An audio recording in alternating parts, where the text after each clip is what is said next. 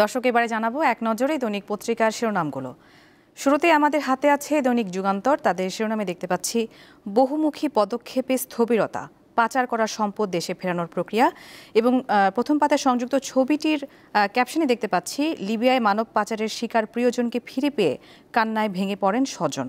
শুক্রবার ঢাকার শাহজালাল বিমানবন্দর থেকে ছবিটি সংগৃহীত। এছাড়া রয়েছে লিবিয়া থেকে ফিরল প্রতারণার শিকার ৩০৯ বাংলাদেশি। আরেকটি শিরোনাম, নভেম্বরে দেশে ফিরবেন তারেক রহমান, সাংবাদিকদের সালাউদ্দিন আহমদের বক্তব্য। এরপরে রয়েছে দৈনিক কালের কণ্ঠ। তাদের শিরোনাম, নির্বাচিত সরকারের অপেক্ষায় ব্যবসায়ীরা, রাজনৈতিক সরকার ছাড়া বিনিয়োগে অনীহা, আবাসন, ম্যানুফ্যাকচারিং ও সেবা খাতে স্থবিরতা, নতুন বিনিয়োগ এখন প্রায় বন্ধ, সম্প্রসারণও নেই, আইএমএফও ঋণের কিস্তি ছাড়ে অনীহা জানিয়েছে। এছাড়া রয়েছে রাজনীতিতে কমছে নারী নেতৃত্ব, নারী নেতৃত্বের ৩৩% পূর্ণ করেনি কোনো দল। এপাশে কিছু বক্তব্য রয়েছে। মির্জা ফখরুল ইসলাম বলেছেন সব জাতিগোষ্ঠীকে নিয়ে রেইনবো নেশন গড়বে বিএনপি। এবং সালাউদ্দিন আহমেদ জানিয়েছে তারেক রহমান ফিরছেন নভেম্বরে, এ মাসেই ২০০ প্রার্থীকে গ্রিন সিগন্যাল। এছাড়া রয়েছে স্থপতি রেজওয়ানের ভাসমান স্কুল উদ্যোগকে ইউনেস্কো পুরস্কার। আরেকটি শিরোনাম, জুলাই সনদ বাস্তবায়ন পদ্ধতি নিয়ে নানা প্রশ্ন, আজ ফের বিশেষজ্ঞদের সঙ্গে বসবে কমিশন।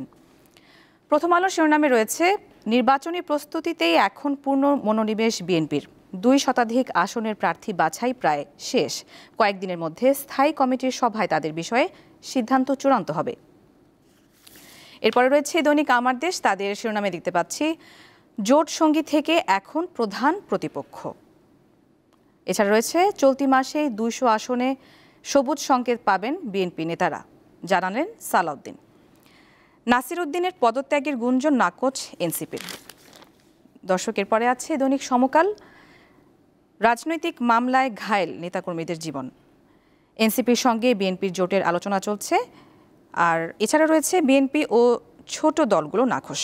সমকালের একটি শিরোনাম, বাজারে দাম বাড়ানোর পর পেঁয়াজ আমদানির চেষ্টা। দর্শক দেখে নিলাম আজকের দৈনিক পত্রিকার শিরোনামগুলো।